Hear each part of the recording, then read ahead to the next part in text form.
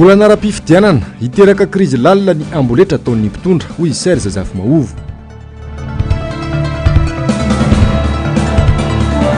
Solombaoka Masy Golamali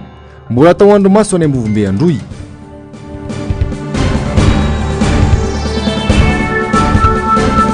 Vovonana firaisan-kina mahazaka resy anareo kandida ny volomboasary. Tompoko lasy tompoko vavy afaly tafaraka aminao ndreny tenako amin'izao takariva ny alakamisy fahenina ny volana Jona taona 2024 izao fa tonga soa ianao ato anatin'ny fotoana ny fampahalalam-baovao miarabanao ary manasanao mpanajana anaraka ny fampahalalam-baovao hatramin'ny farany. Pejy ny politika avy hatrany no isataratsika ny fampahalalam-baovao.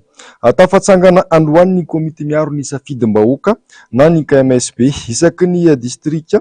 ity rafitra ity mba hamerenana ny tanitandalana ananana solombaoka mendrika ary indrindra iaro ny safidim-bahoaka. Nanotrona ity fotoan-dehibe tetsy amin'ileo intsy ambomanam-bola ity avokoa moa nisy olon-tenan'ny kandida ny firaisan-kina manerana ny Madagasikara eny hatramin'ireo tsy niara-dita amin'ny firaisan-kina za dia tazana teny an-toerana avokoa tamin'ity androany ity. Asin'Andria Malala sy Mano Randria Malala. Nitazona ny tokony omeny ny vahoaka malagasy ny firaisan-kina fa iaro hatramin'ny farany ny safidim-bahoaka izy ireo aorian'ny latsabato tamin'ny 7 Mey. Voapirofo ny alatra sy ny fanodikodinana na safidim-bahoaka nataon'ny volomboasary ka tsy nipetrapotsiny afananangana ny antsoina hoe komity miaro ny safidim-bahoaka na KMSB ny firaisan-kina niaraka tamin'ireo kandida ny vovonana sy solitenany nanerana a Madagasikara androany. Tanjona amin'ity rafitra iaro ny safidim-bahoaka manerana ny distrika rehetra ity ny amerenana ny tanitandalana ananana solombavam-bahoaka mendrika ary indrindra iaro ny safidim-bahoaka. Tsy anaikilembenana ary tsy amiala irery ny voaka malagasy manoloana izao tsy mety sy fandikan-dalana asehon'izy ireo izao. Ho fiarovana ny tanitandalana sy ny demokrasia dia tsy maintsy arovana ny safidim-bahoaka. Noho izany dia tsangana androany ny komity miaro safidim-bahoaka na ny KMSB ary mitona antsika rehetra eny anivon'ny distrikta tsiraray aby anangana zany. Efa samy miteny teo daholo reo solitenantsika avy any amin'ny faritany dia nilaza izy ireo miantso izy ireo ary manambara izy ireo fa vonona hitsangana ary anatanteraka zany. Reto ara ny tanjona. Ny tanjona dia ho fanajana ny tany tandalana, ho fiarovana ny safidim-bahoaka sy ny demokrasia ary indrindrindrindra fametrahana antemimera-pirenena mendrika, famerenana ny fampatokisana, famerenana ny fatokisany mpifidy sy ny favotreny andray anjara amin'ny fifidianana ho avy, fanatsarana ny fikarakarana ny fifidianana ho avy. Zavatra ataontsika izao tsy ny zavatra lasa teo ihany sy ny androany fa manana fijery hafa koa isika hoe ho fanatsarana ny fikarakarana ireo fifidianana ho avy. Maro ireo fitaka natao teny amin'ny bureau fantatsaham-bato, teny amin'ny CRMV, kanefa toa tsy hita ny fepetra izay niraisany seny ka tsy afaka anaiky izany intsony izahay. Noho izany dia mitaky dia takinay ny fahamaizana ireo izay nandika lalàny sy tompony andraikitra tamin'ireo tsy fahalavorahina maro nandritra ny zotam-pifidianana izay hitantsika teo. Omeny lalàna zo afaka hitory ny firaisan-kina ka hitory manoloana ireo tsy fanaran-dalàna ireo. Fitoriana apetraka eny anivon'ny senisy ny ACC ary fitsarana misana ny ady eloka. Anao fitoriana isika eny anivon'ny seny ho fampiarana ny 970 amin'ny lalàna larana 510 sy 1000 tsipika 020 mifeny ny seny mangataka ny seny ampiakatra eny amin'ny conseil de discipline de la fonction publique. Ireo mpiasa-panjakana nandika lalàna nandritra ny zotam-pifidianana ho fampiarana ny 970 amin'ny lalàna mifeny seny ihany voalaza etsy ambony. Anao fitoriana koa isika eny anivon'ny ACC ho fanafoanana ny isam-bato azon'ireo kandida tsy nanara-dalàna sy fanafoanana ny fifidianana mihitsy raha ilaina amin'ireo bureau fatanjaham-bato izay ahitana osoka sy alabato. Ary anao fitoriana ihany koa isika eny anivon'ny fitsarana misahana ny ady eloko ho amin'ireo izay tompony andraikitra amin'ny fandikan-dalàna. Voalaza teo a reo olona zay nyteny teo de milaza hoe ianareo mpiasa-panjakandrony mpampianatra ijanona mpampianatra, zandary a ijanona zandary, enitsika tsara nyteny teo. Tsy maintsy atao izany satria efa naome tokony voaka malagasy izahay, fa tsy maintsy ijoro hiaro ny safidy sy nanao izay azo atao rehetra mba hamezana indray fampatikisany vahoaka. Tsy rariny intsony ny fanitsakitsahana ny lalàna velona eto Madagasikara sy ny fandikana ankitsirano zao ataon'ireo mpitondra, ka tsy azo ekena intsony ihany koa ny tsy famezana asiny sy tsy fanajana ny lalam-panorenana. manoloana izany dia tsy maintsy atsahatra izao alabato manerana nosy izao ohatra ny filomarika Ravalomanana. Miantso ny famindronan-kery ny mpanohitra tsy hankanavaka ny tenany anamafiorina ny ady amin'ny tsy fanajana demokrasia izao. Na inona antoko politika na fikambanana misy atsika dia tsy maintsy atambatra ny hery mba ampitsarana izao alabato hita manerana nosy izao. Ampy zay a ny fanginantsika hatreo, sahiarina mijoro, sahitsika mijoro, ary zay matatahotra intsony a fefa tena ampy zay. Tonga ny fotoana tsy maintsy anehoantsika fa tsy isika reny manao an'ity, matoy zay milaza am'izao de vo matoky koa zahay, fa misy ny firenena satria tsika membre anatin'ny firenena mikambana, ilaza koa hoe ho fanajana ny zon'olombelona, ho fanajana ny demokrasia, de manana andreo lay zo zay anio izany sika. Manantena ary tsika fa ho sa hijoro ary tsy anaiky olalaovan'ny mpitondra intsony ankehitriny, satria mahafantatra sika am'izao fotoana zao fa iny fifidianana zay nataotsika iny de tena fifidianana manakaiky ny vahoaka. Matotsika niditra, matotsika nirotsaka ary nanaraka ny vahoaka, napiatra koa ny fampatikisana izy teo amintsika, dia anjaratsika am'izay, anjaratsika mpitondra am'izay a no manao izay azo atao rehetra mba tena amerena indray fampatikisana vahoaka atsika. Zao ara atsangano a le komity a miaro ny safidy-bahoaka, tolona iarahan'ny vahoaka rehetra tonga saina izy ity, ary iarahantsika manatanteraka fa tsy tolony antoko politika na vondrana politika iray ihany. Antsona izany a ianareo kandida tsy miankina rehetra, ary mahatsapa ianareo fa tadiavin'ny sasany a gadraina na tadiavin'ny sasany a ampiarina, tsy afaka anao nineo nareo raha mandeha tongana, fa aloha mirahiny sika ary anao arak' izay azo atao izahay. Efa manana fomba fiasa izay am'izao fotoana zao a matoa afaka miteny aminareo am'izany. Tsy maintsy atsangana avy hatrany ary ny KMSP eny amin'ny faritra rehetra, fa tsy afaka iandry a ny fotoana ho lavabe nitsony isika, koa entanina avy hatrany a ianareo rehetra eny amin'ny faritra mba hifanatona amin'ny fananganana zany KMSP zany a, ary ifandray avy hatrany aty amin'ny foibe. Efa misy KMSP aty amin'ny foibe de amenareo ny toromarika rehetra izy. Manana pirofo mazava tsy azo ialana ary azo raisina sy mitombina ny firaisan-kina maloana ireo fanodikodinana safidim-bahoaka voalaza ombenombeny ireo raha ny fanazavana trany. Eto dia mampitandrina anareo ao amin'ny CENI sy ny ACC izahay fa manana pirofo rehetra ireo kandida ireo kandida rehetra reo de manana pirofo tsirairay aby azo amarinina am'izany fangatahanay ny rehetra zay petrakay, fa tsy isy tsony le hoe azo raisina fa tsy mitombona, fa tena petraka ity. Ny fasa inareo ny teny fa hoe zay tsy mandray antoko politika na tsy mandray avy any am'vondrona politika, raha niantso anareo izahay na ny tany ianareo hoe tompo-pahefana fotsiny, fa inareo tsy maintsy mampiatra ny lalàna araky ny voalazany lalàna, de azo atao tsara ny manatana anareo na manao rekety eny aminareo zay, ka de mbola miantso anareo zay fa tsy azonareo atao bodongena fotsiny ny toeran'io nareo de afaka milaza fotsiny hoe zay tsy ray ampiaro ny lalàna zany ka voalazany lalàna, raha tsy zany foaniny lalàna. asa soratana anatin'ny lalàn'ny mpividianana hoe tsy mahazo miray olona tsy azo atao ny rekety raha voafoananareo dia manaiky izay fa raha tsy voafoanareo tsy manaiky izay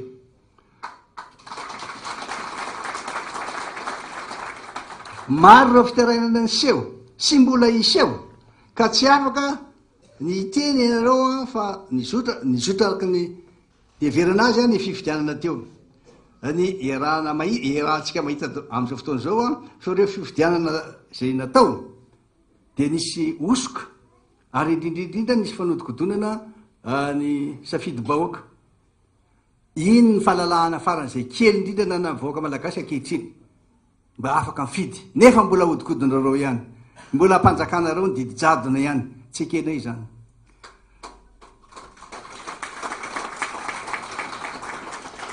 fantatro hoy ny filomarakaravarimanana ny andrasan'ny vahoaka matoa tonga nandatsabato tamin'ny 20 Mey izy ireo indrindra fanontany amin'ireo renivohim-paritany izay nanjaka ny kandida ny firaisan-kina avokoa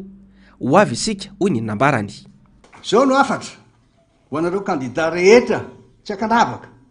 ka matsapa tena fa raha mandeha irery ianareo sahinana fa miaraky tsika miaraky ianareo a afa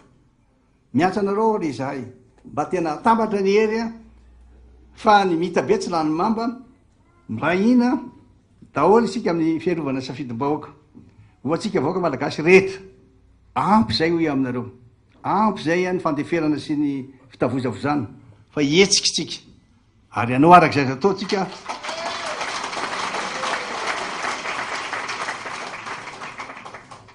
fahalalahana kely hoy a mba nometsika ny vahoaka satria naverina tany aminy fahefana tompo-pahefana izy ireo ary masy mandidy nandritra niny fampielezan-kevitra sy fiviana tao iny nefa dia mbola vilivilinareo ihany ny safidy tsy ekena zany noho zany a everin'izy ireo fa tsy misy dikany mihitsy safidy nataonareo saia ara-mijoro a mba tsy anaiky lemenana intsony ity ka MSB zay ho atsangatsika ity androany dia manerana Madagasikara ary raha tambaritsika ny heritsika tambaritsika ny feotsika hovaitsika ny fomba fanaovana communication afa ny vokatra io Madagasikara manana maizy azy Madagasikara tokony androso lazainy fa izy ihany tsy mampandroso azy mahafantatra tsara izay fiteny fandrebirebena daholo hoe tsy maintsy mandroso tsy afaka nandroso Madagasikara rehefa tsy mahay mitantana vavomi miemotra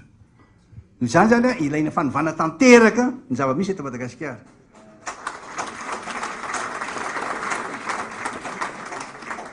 amafisika trany a sahi mijoro ry malagasy fa miandry atsika ny firenena miandry atsika mivoaka malagasy rehetra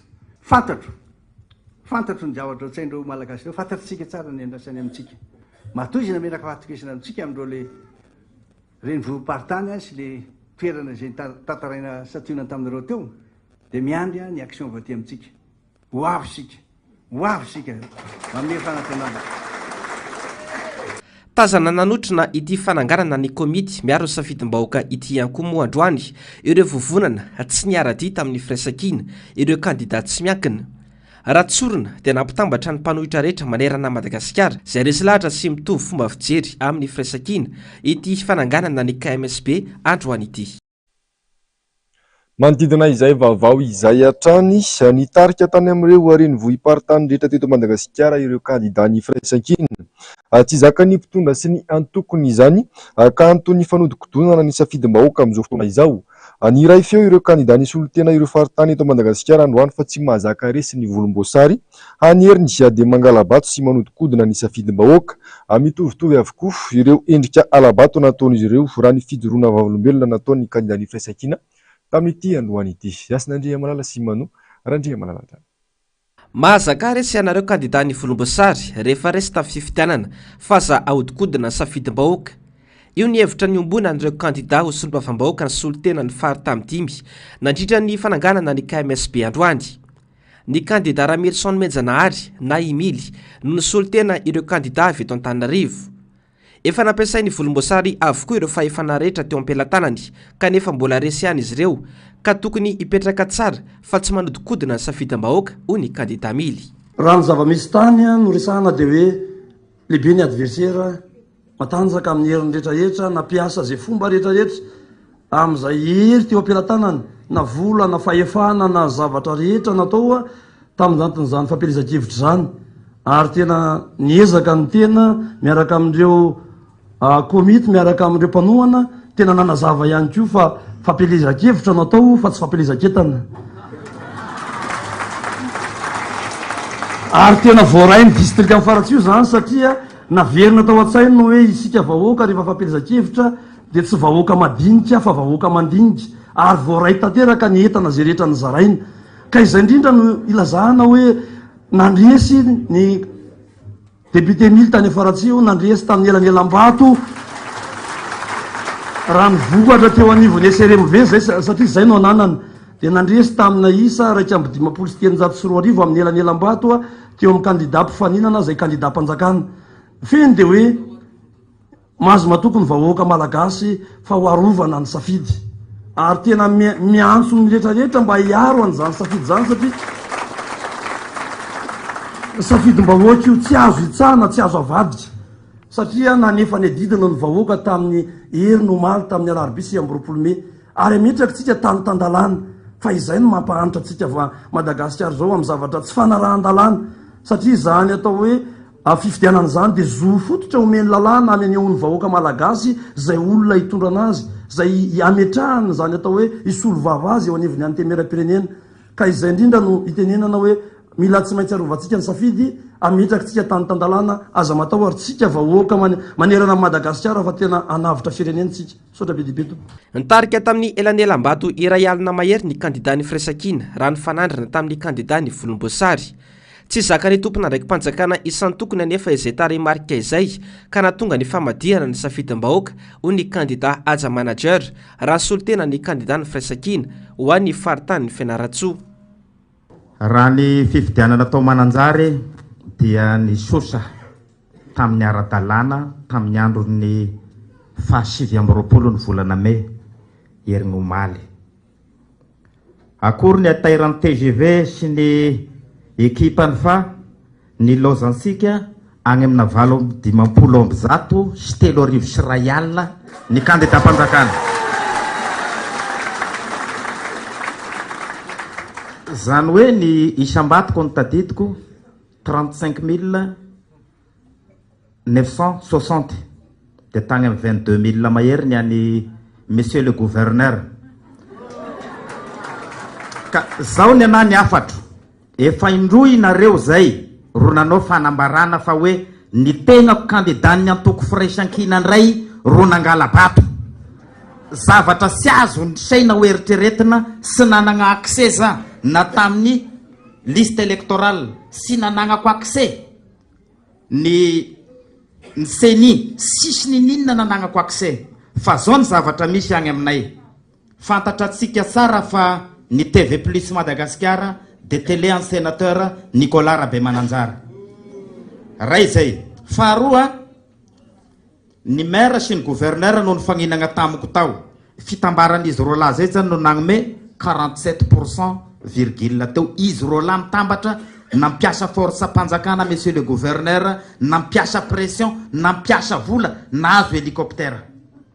fa ny tena kosa dia nitetin'ny district ny Mananjary commune 30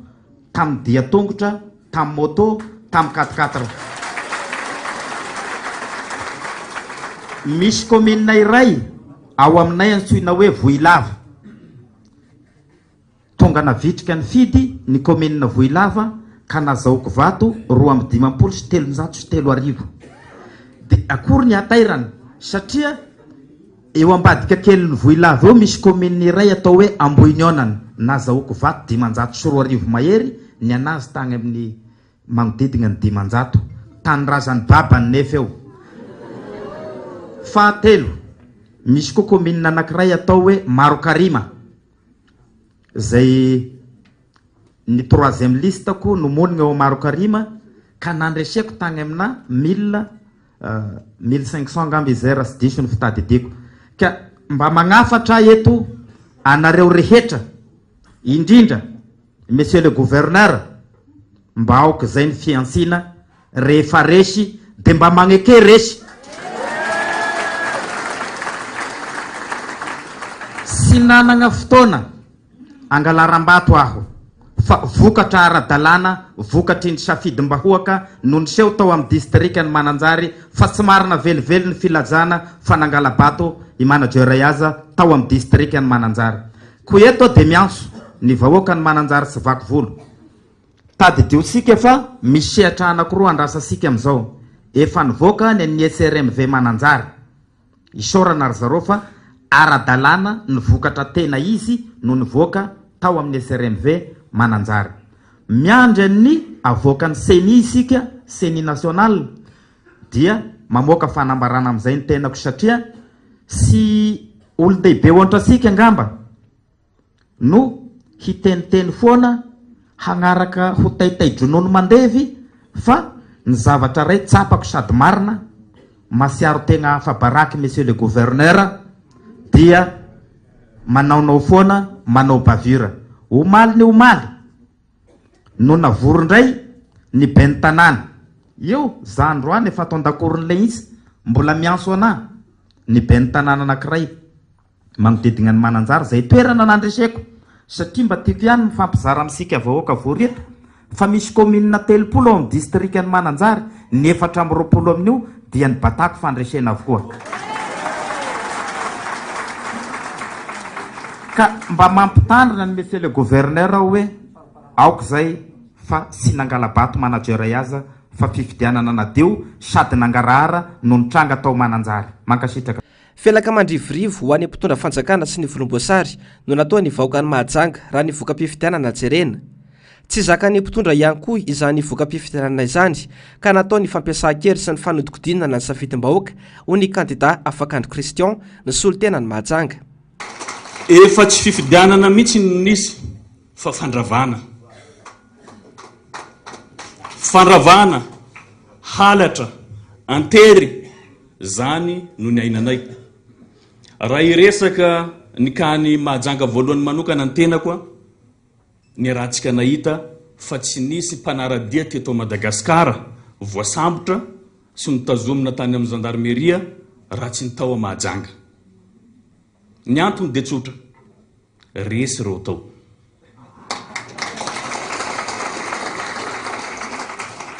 Ary nelanelana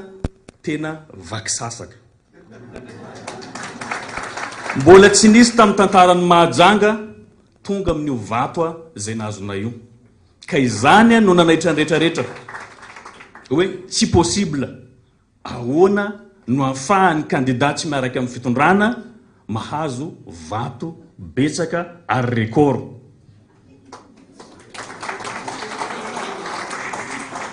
Talohany fifidianana pré-campagne,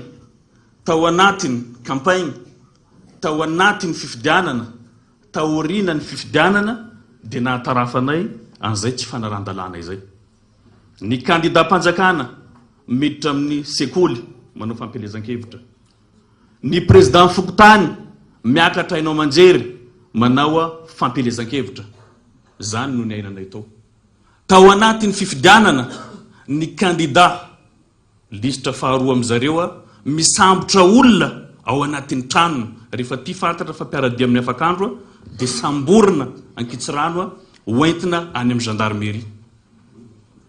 Zany no zavatra nisy ary efa nametraka fitoriana zay momba an'izany dia ho hita eo ny toeny. Fa etraketraka no nisy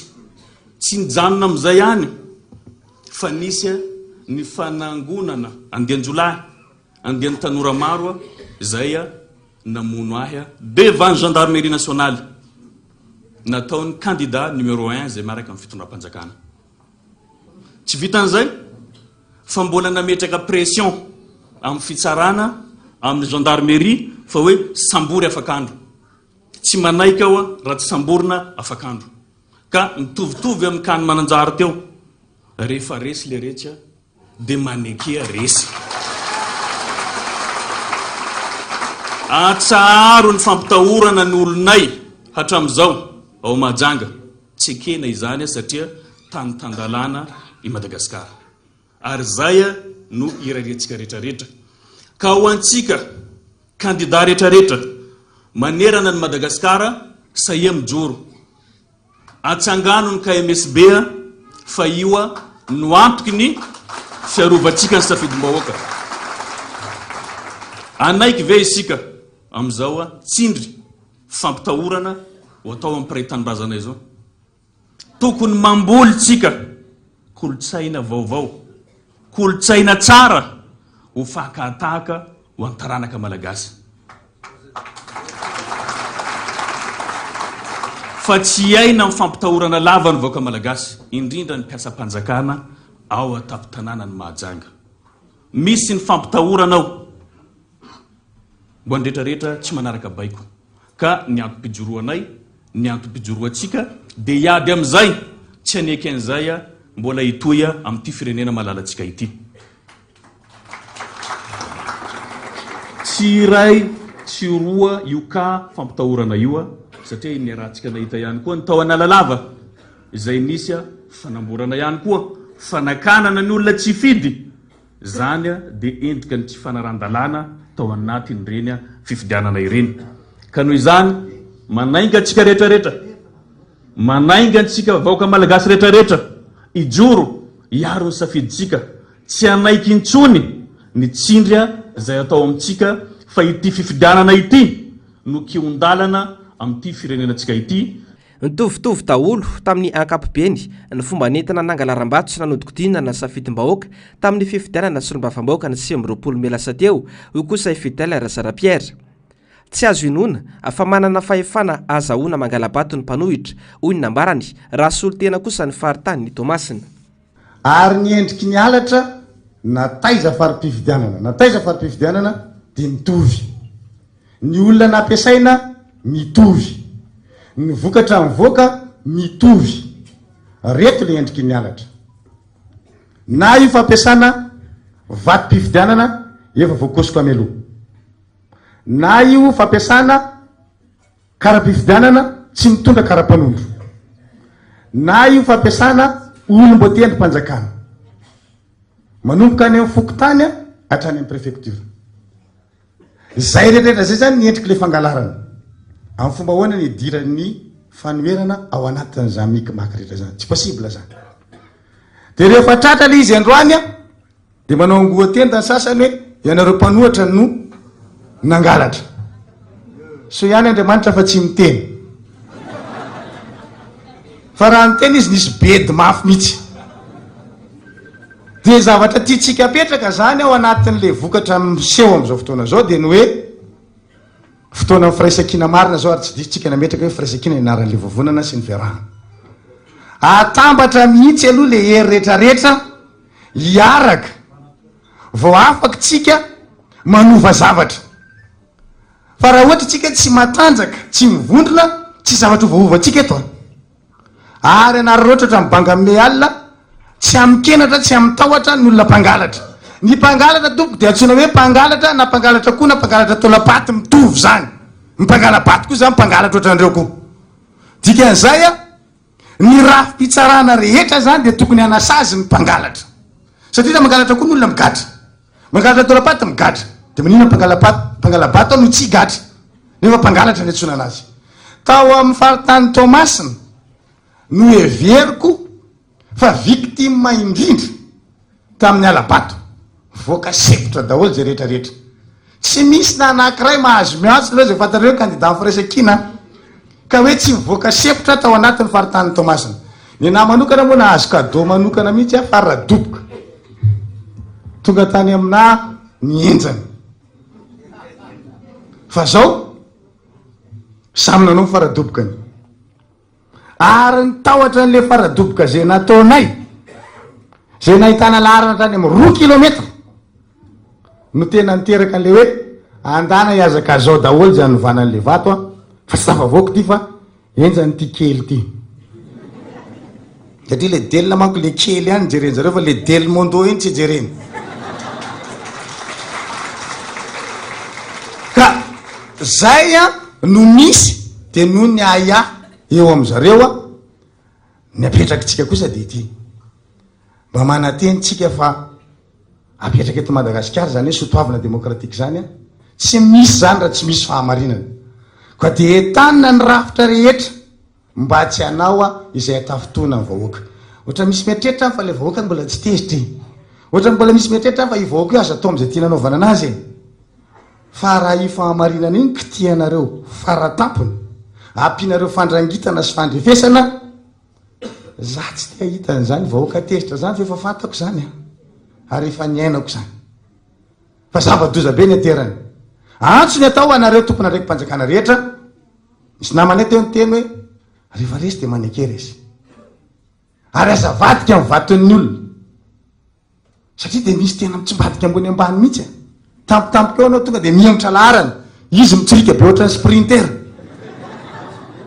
gaga fotsiny tsika mijery an'zany ka eto de mbola apetraka foana ny fitenenana hoe Madagasikara ray ty tsy rarianay nisy ny zavatra tsy mety eto fa lozany zay avy ny fanafotonana fa fambaraka tsoroamatany ihany koa no azony mpitondra fanjakana sy ny volomboasary raha ny zavanisy tao Toliara hoy Jean-Jacques Rabenirina. Anisan'ny fafambaraka ihany koa ny tao Betoky Atsimo nandritra ny fidinana ny filoam-pirenena tany an-toerana. Efa nomanina de nomelo zany ny halabato zay eritreretindry zareo hatao nefa na de zany raha moa zany dia tsy nahomby satria ny ray hina ny vahoaka ka nahazo fandresena mezinezina ihany ny kandidany Fraisakina teo tapitanànany Toliara.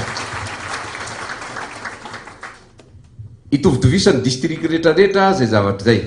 fa teto moa natrehiko manokana zany dia ny any Betioka Atsimo. Ny tany Betioka Atsimo mitovitovy ihany koa tsika Andriamato député Fidèle Lazarapera tonga tany aminy koa ny enjana totona Andriamato filohan'ny Repoblika Andry Nirina Rajoelina 3 andro alohan'ny fifidianana ny datim-pifidianana tonga amin'ny hélico. Ny zavatra nahatsikaiky de zao filoham-pirenena ny tonga nefa ny tanàna mangina be ny zavatra nahagaga de tsy sahy mongy arainy namory vahoaka teo amin'ny stade zay fitsenahany vahoaka zay autorité tonga ao tapitanàn'ny Betioka Atsimo namory olona tamina toeram-pisakafoanana sy toerana espasy anankiray zay izy dia zay olona tonga tao hidiana ny vavahady tsy mahazo mivoaka tsony dia tonga moa izy rehefa tonga izy moa de ny jiro nijara n'ilay jiro ohatra ny fanao n'ilay jirona koa araky ny fitenenana rehefa vita ny fizarana jirona de ny kabary izy de zao ny kabary nisy tao ianareo eto Betioka Atsimo tonga eto angataka cadeau d'anniversaire ho anareo ny cadeau d'anniversaire andrasako aminareo eto Betioka Atsimo dia ny handany ny candidat zay miaradia amiko satria ny candidat nareo eto dia mpanohitra noho izany tsy ahazo fampandrosoana mihitsy ianareo raha mbola io ny laninareo apatsa evoka eto tompoko lasy tompoko vavy hadinina Andriamato Andrindrina Rajoelina fa ny tenako zao ny vahoaka ny Betioka tam 2019 nanome 92% azy zay ny valiny androany ka ho anareo zay mbola mifikitra amin'ny Andry Rajoelina voadaka mba vafo koa nareo afaka 2 andro 3 andro fa mialady an'izao ndao hamonjy ny hetso bahoaka na ny KMSB hiaro ny safidim-bahoaka rehefa tonga taony le ngarainy rehefa vita ny kabary tamin'ny vahoaka dia ny fody tao anaty trano miaraka amin'ny fokotany rehetra présidana fokotany rehetra ao anatin'ny districtny Betioka Atsimo miaraka amin'ny be ny tanàna rehetra zay nanaiky hanatrika azy sy ny rafi-panjakana rehetra tarihina Andriamatoa gouverneur ny Atsimo andrefana tsotra ny hafatra tao satria sampiady mba misy ihany koa ny tantara aminay ary tsy resy lahatra amin'ny zavatra nolazaina tao ny hafatra de tsotra tsy maintsy ataonareo ny handany ny candidat mpanjakana fa raha ty zany ianareo mera de soloana PDS ianareo président fokotany de roahana ianareo fonctionnaire affecté daholo zay ny zavatra nisy tao zay ny zavatra ny aina nefa na de zany tompoko lasy tompoko vavy tiako ny manambara aminareo fa na de teo zany rehetrarehetra zany ny bata fandresena miezinezina ihany tsika tamin'ny Isambato 5 sy 4 alina tao Betioka Atsimo ny osoka efa itovisana reny fa ny tena zavatra manahatsikaiky tao Betioka Atsimo de zao rehefa natao ny dépouillement tamin'ny ny sokafana ny urna inona ny zavatra nisy satria ilay bulletin ao anatina carnet dia zay vokosena tsy nisy fotoana tsony ry zalahy ny koropaka fa hatramin'ilay carnet précoché tafiditra tao anaty urna. Marina zany zavatra lazaiko anareo zany a, marina zany. Ray zay faharoa mbolany président ny SRMV hanapirofo an'izany. Faharoa sous forme na carnet ihany koa dia misy kalika moa zany hatrany afara. Rehefa nangonina koa ny PV avy any dia mbola PV tsy nizara koa fa carnet ambogadiny koa no tafiditra tao anatin'ny PV tonga amin'ny bureau ny SRMV. Zany koa ny zava-nisy tany Betioko. Dia ilazandry zareo fa hoe ara-dalàna ny fifidianana zay nisy manerana Madagasikara ankoatran'ilay efa voalaza namana teo. Tiako ambara dia izao. Tsy nisy zavatra ara-dalàna ny fizotra ny fifidianana rehetra teto Madagasikara fa dia tsy maintsy nisy halatra daholo ary nataondry zareo zay fomba rehetra nangalarana. Farany dia zao. Eto dia mitodika aminareo mpiasa-panjakana na sivily na miaramila zay mbola mety ho ampiasainy fitondram-panjakana. Fitondram-panjakana ho ia. Inareo dia mpiasam-bahoaka, mpiasa ny fanjakana. Fa tadio fa na ianareo mpiasa sivily na ianareo mpiasa maramila, ny fitondrana dia mivaova fa ianareo zandary dia ho zandary ihany, ianareo mpampianatra dia ho mpampianatra ihany, ianareo mpitsara dia ho mpitsara ihany. Koa manomboka zao, ny marina no arovya, ny lalàna no ampiaro fa za mety hampiasainy olon-tokana amin'ny tombotsoa zay antoko anankiray. Satria nareo koa dia vahoaka tsotra ny safidy androany raha mbola tiatsika itohy satria ny kapobary any aminay zay faritra mpamokatra vary satria misy any Bezany amin'ny distrikany Betioko Atsimo dia efa mananika ny Arivo Ariary. Ka raha mbola zay safidy zay no tianareo satria tsy fantako metsena aiza ny vady amanjanakareo fa tsy metsena amin'io vary arivo kapoka mahery io a dia toizy no lalanareo. Fa raha mbola tsapanareo fa mangirifiry aminareo koa zay, mangirifiry aminareo ny délestage, mangirifiry aminareo ny tsy fandripahalemana, mangirifiry aminareo ny vidim-pianina sarotra, mangirifiry aminareo ny vidi ny écolage-njaza tsy voavidy tsony a, mangirifiry aminareo ny sarandalana miakatra, ny lalana potika, ndao manatona ny KMSB komity miaro ny safidim-bahoaka eto Madagasikara. Zay no etsika hanavitra ny firenena. Nitovitovy avokoa araka izany ny endrika nentin'ny volomboasary nanodikodinana ny safidim-bahoaka tamin'ny fifidianana tamin'ny 20 Mey lasa teo iny. Sationany tamin'ireo zava-nisy niainana ny aloha nandritra ary taoriny ny fifidianana sy nombafam-bahoaka nanerana nosy ireo voalaza rehetra ireo. Ny ray feo ny rehetra teto afa tsy hisy anaiky iny alatra sy fanodikodinana safidim-bahoaka iny ny firaisan-kina ka vonina ny anangana farak'zaingana ny komity miaro ny safidim-bahoaka na ny KMSB. Izay ny akony vaovao mikasika ny fivirinana nataony avy amin'ny fanoherana teny amin'ilay intsy Ambohimanambola tamin'ity androany ity fa misy kosa ny fahatongavan'ireo kandida manao fampitahana ny firaiketana antsoratra misy ireo taremarika voarain'izy ireo sy ny eo anivony ny senifoibe. Raha ho an'ny kandida natolotry ny firaisan-kina tao amin'ny boriboritany faharoa manokana dia tsy namoaka ireo vokatra ny SRMV ao amin'ny boriboritany faharoa fa tsy mitovy kosa ny taremarika navoaka ny SRMV sy ny firaiketana tsoratra na ny PV voarain'ny kandida ho an'ny atao amin'ny distrika Anamparafaravola. Zeromenamenjanahary sy tahiriny. Betsaka ny osoka sy ny alabato izay intranga nandritra sy taoriny ny androm-pifidianana raha ny tao amin'ny boriboritany faharoa hoy ny kandida no sady solombavam-bahoaka Stanislas Randrianarsoa. Isan'ireo tranga hita tamin'izany ny famenona mialohan'ny fotoana ireo taratasy firaiketana antsoratra. Ankoatr'izay dia nanamafy ity kandida fa 3 andro taorin'ny fifidianana ihany no namoaka vokatra ny teo anivony SRMV ka mampiteraka fiahiahiny izany hoy ny fanazavany. Momba n'ity raharaha mangy ity satria efa tena ela Madagasikara dia misy tsy ato kosa misy daolina alemolia donc tonga dia nangataka nano dia ny zona dia efa nangataka tamin'ny seny io hoe mba hanao confrontation eny moa araboasoa arabatsara fa dia tena afinahitra tonga dia nataony teny serve fa tsy nandà mihitsy izy fa par contre kosa nefa ny misy RMV hatramin'ny voavoalohany ndemantendro andro navoan'ny fafidianana izy namoaka tandasa sy ny tariny hatramin'izao izy tsy namoaka inona ny atony zay mahamailana hoe aloha tonga dia atao confrontation ty amin'ny seny hitanareo moa androany fa fankampana ndraitrarehtra Madagasikara ny komity miambina ny safidim-bahoaka iarovana ny safidim-bahoaka tena marina anaovana ity zavatra ity ka manaiky atsika rehetrarehetra aza misalasala ary ny seny kosa mbo manao ny servilan sy zavatra ataony dia mahafinaritra fa araroto fa ohatrany serve mbola avenako ndemantema miatso amin'ny tapoky itapirenena ataonareo no iraha io ny klasy enareo tsy amboarinao sa no zavatra molomolo ndray sanatria onga re tompoko aloha Madagasikara mbo afa miova am'izay miova ny tany tena tandalana ary mandrosa ary moderna fa sany zavatra maloto zavatra tsy manana tsy mampandroso zay amin'ny mahakisitratsika fa ndao mbo ialatsika am'izay zay fa ndao tsika mbo miarina tena tsika mianakavy tsisy rakotana arabe fa tena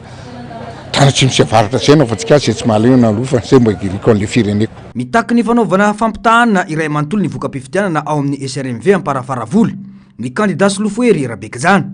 nambarany fa tsy mitovy ny vokatra navoaka ny SRMV raha ampitahina amin'ireo firaketana antsoratra voarain'ny kandida sy ny Senifoibe hoy ny fanazavany. Ny tena problème antonona tonga nan'io confrontation dia mampiayanay zany ny any amin'ny SRMV satria any nisy rature nisy pli non fermé ary misy ny écriture tsy mitovy manoloana zay nefa dia nanao ny confrontation zay tato amin'ny Senifoibe dia mitovy zany ny PV anay any bureau any amin'ny QG anay Firesakina sy ny ato amin'ny Seni midika zany fa ny asa any amin'ny SRMV nisy problème natonga anay latsaka karaha ohatra ka nisy izay ao amin'ny bureau de vote any amin'ny QG anay mitarika zay 1025 voix nefa tatia dia mitovy an'izay ihany any amin'ny SRMV nefa zay lasa latsaka lasa zareo indray mitarika 162 voix ka dia matoky ny fahendren'ny zareo amin'ny Senia sy ny any amin'ny ACC mba amoaka ny tena valim-pifidianana marina PV ra ihany aloha natao confrontation tany amin'ny SRMV nanaiky zareo satria nisy rature sy tsy mitovy ny écriture dia nanaiky zareo fa nisy fahadisoana tany amin'ny SRMV eto amin'ny Seni national indray zay dia nagataka zao PV 13 dia mitovy ny aty amin'ny Seni national sy ny any amin'ny QG amin'ny Firesakina. Samy tonga teto amin'ny Seni alarobia avokoa moa ireto kandida ireto androany nanao ny fampitahana na ny confrontation. Tsy maintsy aseho vahoaka ho fatapoko ho fatam-pirenena ny fanodikodonana ny safidim-bahoaka tao Betoika Atsimo nataon'ny kandida akaiky ny fanjakana ho izao Nzaka Rabenirina tonga nanatitra ny taratasy fangatahana hanaovana fampitahana ireo firaketana antsoratra teny amin'ny Seni moa ny tena ny androany tolakandro mba hiarovana ny safidim-bahoaka. Yasin'Andriamanala Simano Randriamanala. Na dia mitarika aza ny kandida Jean-Jacques Rabenirina kandida ny Firesakina ao amin'ny distrika ny Betoika Atsimo dia nangataka fampitahana ireo taratasy mirakitra ny voka-pifidianana ao Betoika Atsimo ny tena ny androany tetsy amin'ny Seni alarobia. Tsy maintsy aseho vahoaka hoy izy ny endrika nentin'ny volomboasary nanodikodina ny safidim-bahoaka. Dia raha ny tany amiko nisy commune 10B zao no angataha confrontation inona ny antony satria na ny président ny SRMV tao amin'ny distrikany Betoika Atsimo dia nanao observation tamin'ireo PV rehetrarehetra ireo satria be ny hosoka hita tena mibaribary ohatra PV anankiray dia PV maromaro tsy hoe anankiray PV maromaro dia sonin'olo tokana no manao soni azy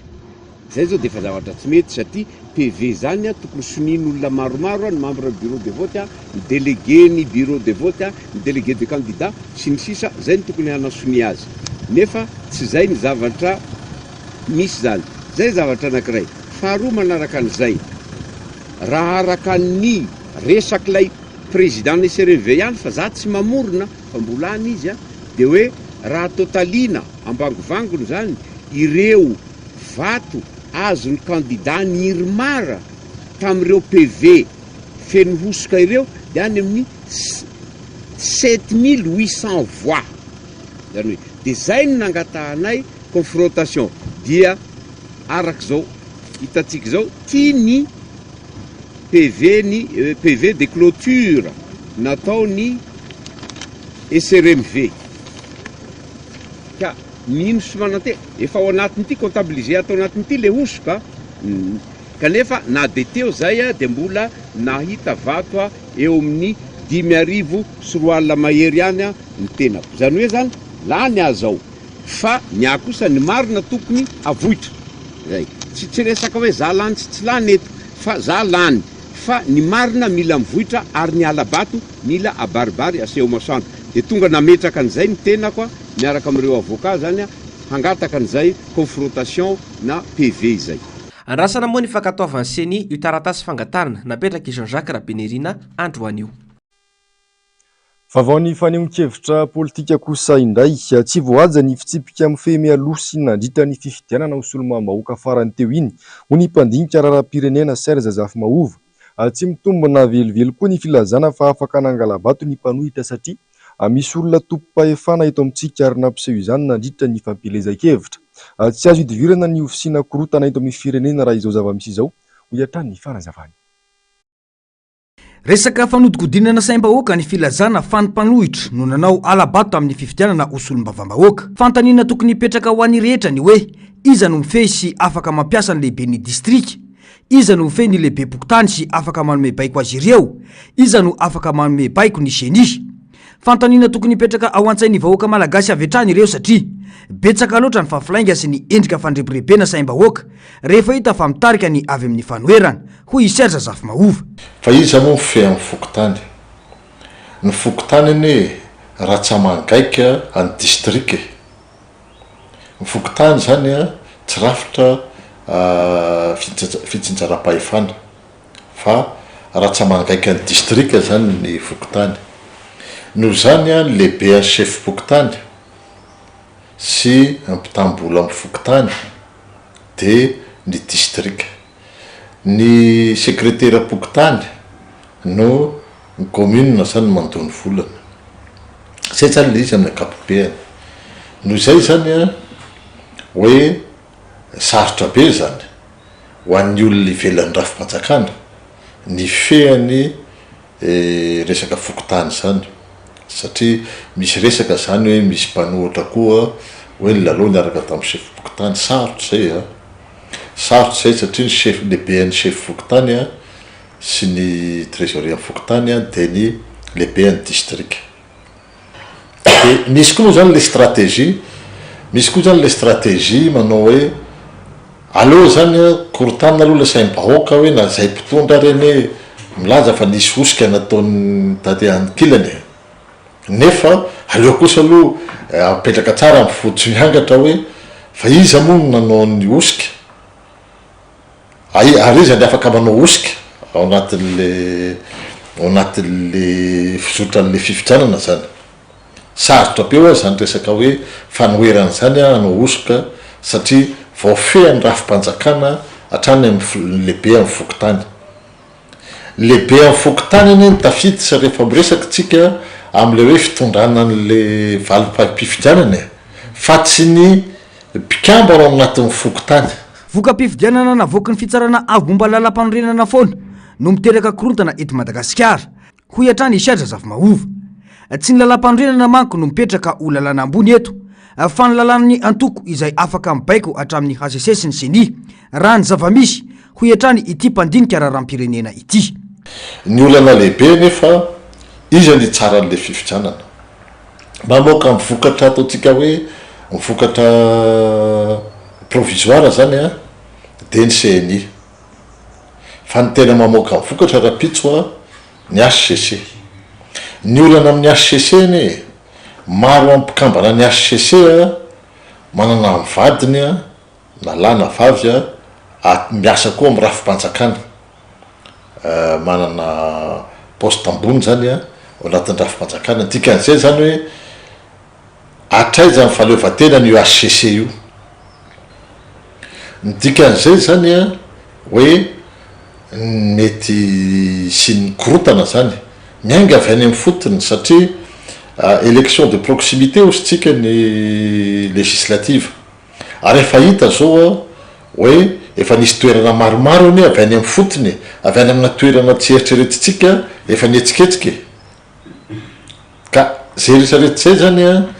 mahatonga atsika zany mametra-panontaniana hoe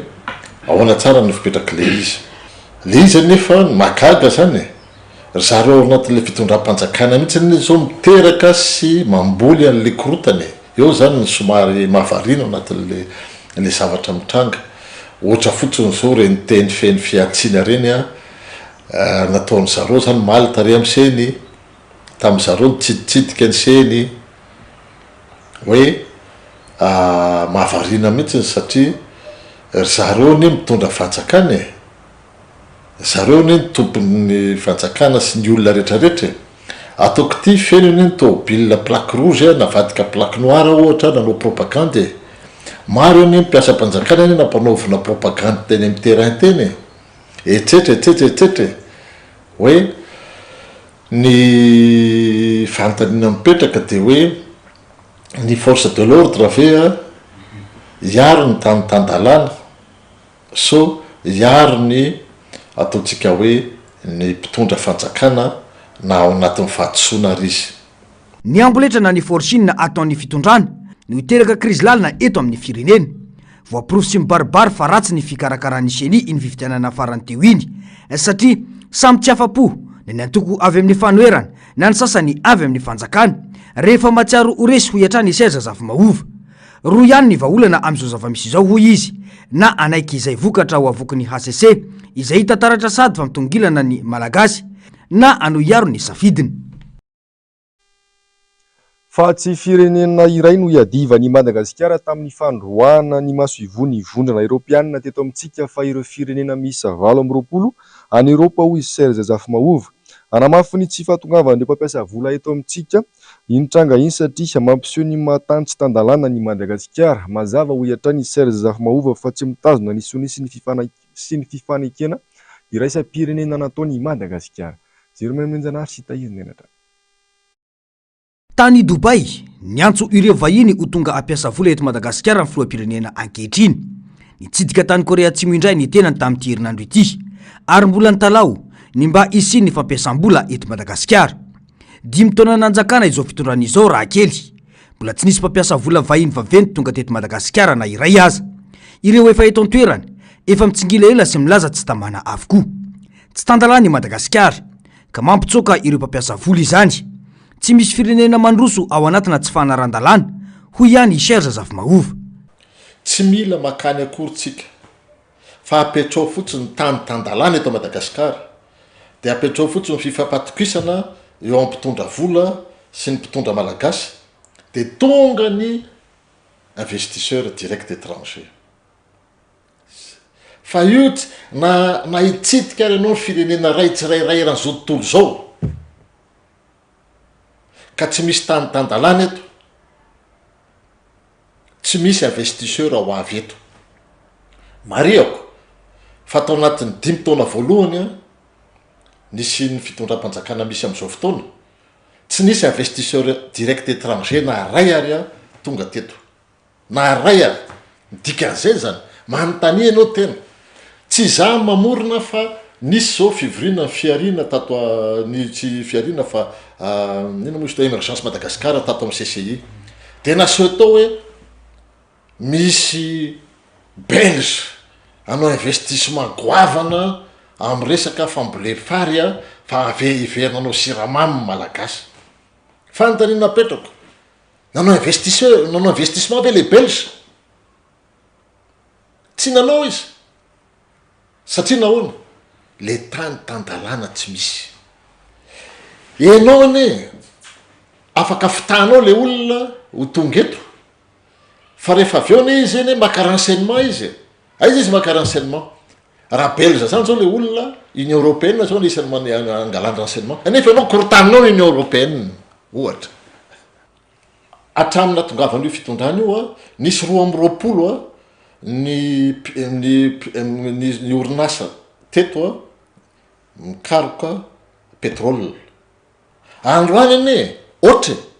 mody misy alakefatra zany mody avelo fa reo nefa tsy miasa tsony fa mody avelo zany reo am'izay rehefa misy olona mijery de hoe ay mbola misy alakefatra io fa Madagascarolona cas particulier satria izy efa teo Madagascarolona fa nadia zany ary tsy navela koa izy namokatra ao anatin'ny accord de Samoa sy ny avinao io a misy disposition lavabe a momba ny resaka droit de l'homme ka maninona ny sony avinao le izy rehefa tsy hoajainao rehefa avy eo zay ne le izy de ny conférence épiscopale malagasy zao a ny évêque malagasy a nrona nakany amin'ny hevitry ny Union européenne roano eto daholo koa zany le évêque anay satria za katolika huit allez voir rasa ianao miresaka fiandranam-pirenena ka le izy brasina fisainany de azadiny fa rehefa miketika ny Union européenne anao firenena 7 zany nikitianao tsy firenena raina io fa firenena 7 ny ao anatin'ny mandrafitra ny Union européenne. Nanamafy Serge Zafimaova fa tsy ho an'ny tombontsoam-bahoaka ny politika ny fitondrana fa ho an'ny tombontsoa ny postin'ireo mpitondra ary dia olana goavana ho an'ny firenena izany. Olana faharoa ihany koa ny traikefa satria vao mianadra ireo mpitantana ny firenena raha tokony ifantoka any amin'ny asa fikarohana no andraikitra omena azy. Tokony ahatonga saina ny mpitondra ny tsy fisina mpampiasa vola goavana tonga ery Madagasikara tao anatina taona maro nitondran'ny firenena satria misy dikany goavana izany. Hoiatrany Serge Zafimaova. Fa mbola voatazona ary atao andro maso any Ambovombe androny solomam-bahoaka ny Tsiombe Masy Golamali andro vitsy tao ariany nakany mpitany filaminana azy atao amin'ny trano fonenany mitaky ny amitsorana azy tsy misy atakandro kosa ny bramaharitry ny anteny mera-pirenena satria tsy manara-dalàna ny fitazomana azy toy izao ho ny fanazavana. Nanao fanambarana tao anaty page Facebook ny androany ny solombavam-bahoaka Masy Golamali solombavam-bahoaka Amperinasa no sady kandida ho solombavam-bahoaka ao Tsiombe fa mbola tao andro maso ao Ambovombe androny tena nanomboka ny Ray Jona ka hatramin'ny androany. Tsy fanajana sy fanitsakitsahana tanteraka ny lalàna velona misy eto amin'ny tany sy ny firenena malagasy izao zava-misy izao hoy ity solombavam-bahoaka ity. Nilazy Masy Golamali fa tsy nisy eloka na fandikana-dalàna nataony ary mbola solombavam-bahoaka Amperinasa ny tenany. Tsara ny manamarika fa mbola tafiditra anatin'ny raharaha fanadihadiana mikasika ny korotana na mainy birao-panjakana tao Tsiombe izao hitazomana azy any Tsiombe izao. Ankilany mitaky ny amitsorana ity solomam-bahoaka ny Tsiombe ity ny birao-maharitry ny anteny mera-pirenena ka nandefa taratasy any amin'ny Prime Ministre lehibe ny governemanta. Nampafantatra fa tsy ara-dalàna ny fisamborana sy fitazomana ny solomam-bahoaka Masy Golamali. Tsy misy solomam-bahoaka na iray aza azo enjehana na nasamborana mandritra ny fotoam-pivoriana na ivelona ny fotoam-pivoriana raha tsy nahazo alalana tamin'ny birao-maharitry ny anteny mera-pirenena moa ny fanazavana. Voalaza ny andinin'ny fahatelo amin'ny fitopolo ao anatin'ny lalam-panorenana izany ho ny taratasy.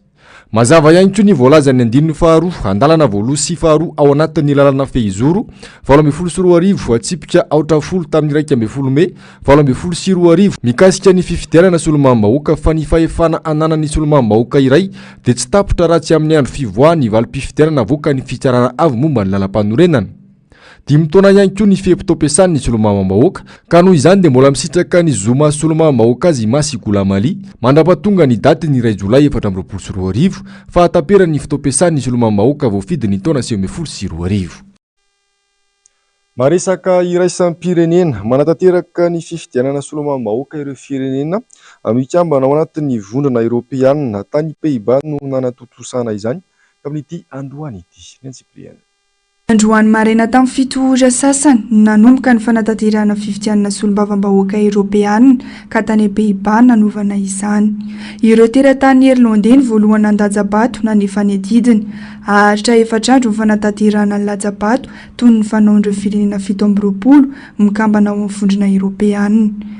7 tapitrisy ireo mpifidy voasoratra anarana 27 kosa ireo mpifaninana solombavam-bahoaka. Pays-Bas no firenena mpikambana ao amin'ny vondrona Eoropeanina nanatanteraka fifidianana solombavam-bahoaka nanomboka androany. Raha ny alatsinainy teo ho an'ireo Estoniana. Mitohy an'ireo Irlandais rapitsoma ary an'ireo firenena sasany mpikambana ao amin'ny vondrona Eoropeanina dia atao mandritra ny farany herinandro. Miankina amin'ny habetsahan'ny mpifidy ny isan'ny solombavam-bahoaka voafidy raha enina izany ho an'ny Malta sy Luxembourg ary Chypre dia 40 kosa ho an'ny Allemagne. Amin'ny alahady alina ho tanterahana ny fanisam-bato rehefa vita avokoa ny fifidianana ny firenena rehetra ao amin'ny vondrona Eoropeanina.